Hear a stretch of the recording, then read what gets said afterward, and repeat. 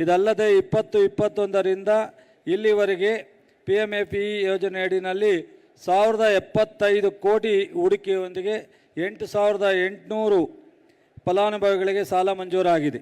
ಇದರಿಂದ ದೇಶದಲ್ಲೇ ನಮ್ಮ ರಾಜ್ಯವು PMFE ಯೋಜನೆಯಡಿಯಲ್ಲಿ ಅತಿ ಹೆಚ್ಚು ಪ್ರಮಾಣದಲ್ಲಿ ಸಾಲ ಮಂಜೂರು ಮಾಡಿರುವ ರಾಜ್ಯವಾಗಿದೆ.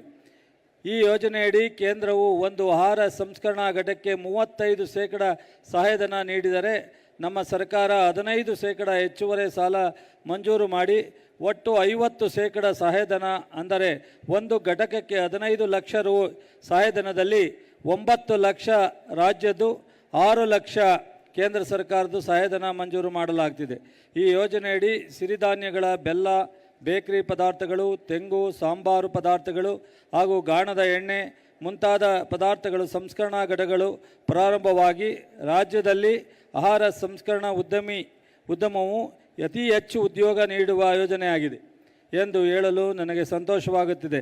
ಇದಕ್ಕೆ ನಾನು ಕೃಷಿ ಇಲಾಖೆಯ ಹಾಗೂ ಕೆಪೆಕ್ಸ್ ಸಂಸ್ಥೆಯ ಅಧಿಕಾರಿಗಳನ್ನು ಅಭಿನಂದಿಸುತ್ತೇನೆ.